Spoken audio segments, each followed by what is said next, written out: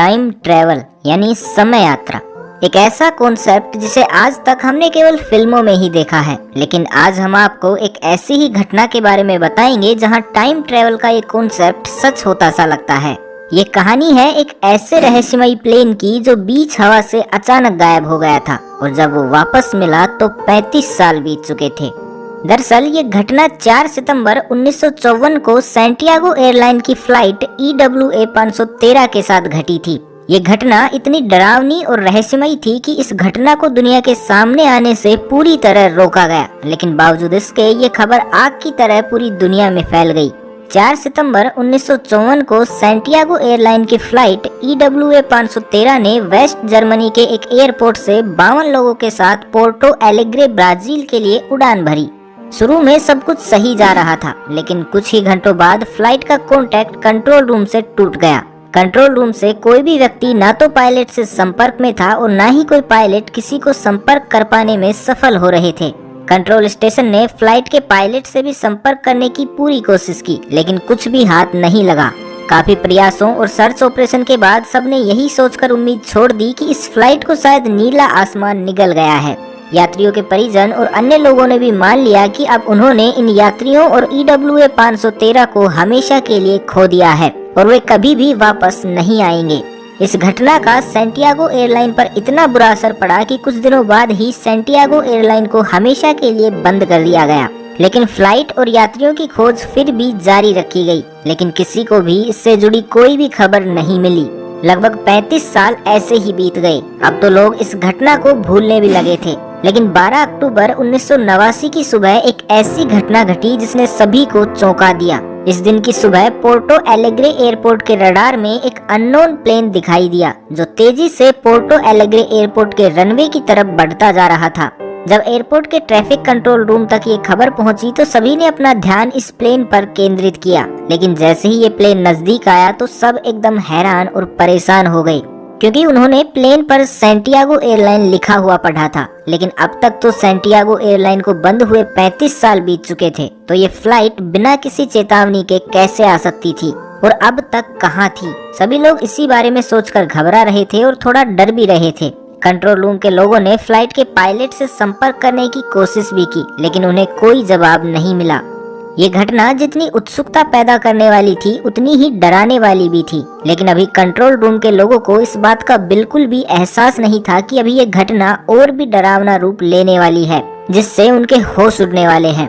खैर, इसी बीच plane Porto Alegre airport पर लैंड हुआ। जब पायलट से संपर्क करने पर भी कोई जवाब नहीं आया तो वहां मौजूद लोगों ने प्लेन के अंदर जाने का फैसला किया।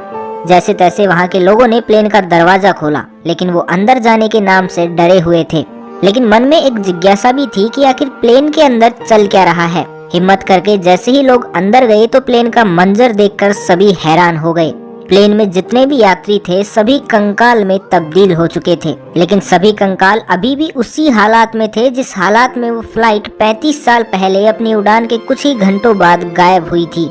यहाँ तक कि सभी कंकालों की सीट बेल्ट भी बंधी हुई थी। अब यहाँ लोगों के मन में काफी सवाल भी थे, जिनका जवाब लेने के लिए एयरपोर्ट अथॉरिटी के लोग कॉकपिट के दरवाजे की तरफ पायलट से मिलने गए, लेकिन जैसे ही उन्होंने दरवाजा खोला तो हक्के बक्के रह गए। प्लेन का पायलट भी कंकाल बन चुका था, लेकिन पायलट के हाथ अभी भी प्लेन के नेविगेशन कंट्रोल पर ही थे, जो बहुत चौंकाने वाली बात थी। ब्राजील की सरकार ने इस प्लेन की खबर और पूरी रिसर्च की जानकारी बहुत ही गोपनीय रखी। उन्होंने पूरी कोशिश की कि किसी भी तरह की कोई भी इंफॉर्मेशन बाहर ना आ पाए, जो कि हुआ भी। किसी को भी इस प्लेन की पूरी और सटीक जानकारी नहीं मिल पाई। जब ब्राजील सरकार की तरफ से इस तरह का रवैया दिखाया गया तो इस बात ने बहुत सी इन्वेस्टिगेशन एजेंसी का ध्यान अपनी ओर केंद्रित कर लिया, जिसमें से कुछ पैरानॉर्मल इन्वेस्टिगेशन एजेंसी सबसे आगे थी। इन्वेस्टिगेटर ये जानने में बहुत दिलचस्पी दिखाने लगे थे कि आखिर उस दिन क्या हुआ था। आखिर उस घटना में ऐसे कौन कौन से राज छुपे हुए थे जो पैरानॉर्मल एजेंसी और ब्राजील सरकार बाहर नहीं लाना चाहती थी।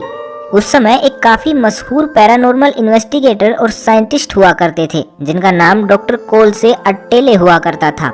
ये घटना उनकी नजरों से भी नहीं बच पाई और उनका ध्यान भी अपनी ओर खींच लिया। उन्होंने फैसला किया कि वे इस घटना के असली राज और सभी कारण दुनिया के सामने लाकर रहेंगे, जिसके लिए उन्होंने जी तोड़ मेहनत भी की। लेकिन डॉक्टर कोल्से, अट्टेले और बाकी सभी इन्वेस्टिगेटर दुनिया के सामने सिर्फ एक ही थ्योरी ला पाए, जिसके मुताबिक फ्लाइट 513 किसी तरह के टेम्परेरी टाइम बबल में प्रवेश कर गई थी और 1989 के काल में पहुंच गई। अगर इसको आसान शब्दों में समझा जाए तो फ्लाइट 513 किसी तरह के टाइम ट्रेवल में पहुंच गई थी, जिसकी वजह से ये अद्भुत यात्रा हुई। लेकिन यहाँ एक सबसे बड़ा सवाल था जो किसी भी थ्योरी को गलत साबित कर सकता था, और यहाँ तक कि इस सवाल की वजह से इस घटना की वास्तविकता पर भी संदेह किया जा सकता था। क्योंकि अगर एक पल को मान भी लें कि ये फ्लाइट टाइम ट्रेवल बबल में एंटर हुई और 1989 में पहुंच गई होगी, लेकिन 1989 में पहुंचने के बाद फ्लाइट को पायलट का कंकाल सकुशल लैंड कैसे करवा सकता था। हालांकि कुछ लोग इस घटना को महज एक काल्पनिक कहानी बताते हैं, बिल्कुल उसी तरह जिस तरह एरिया 51 में एलियंस के होने का दावा किया जाता रहा है। लेकिन कोई नहीं जानता कि आखिर इस पूरे घटनाक्रम के पीछे क्या राज छिपा हुआ है।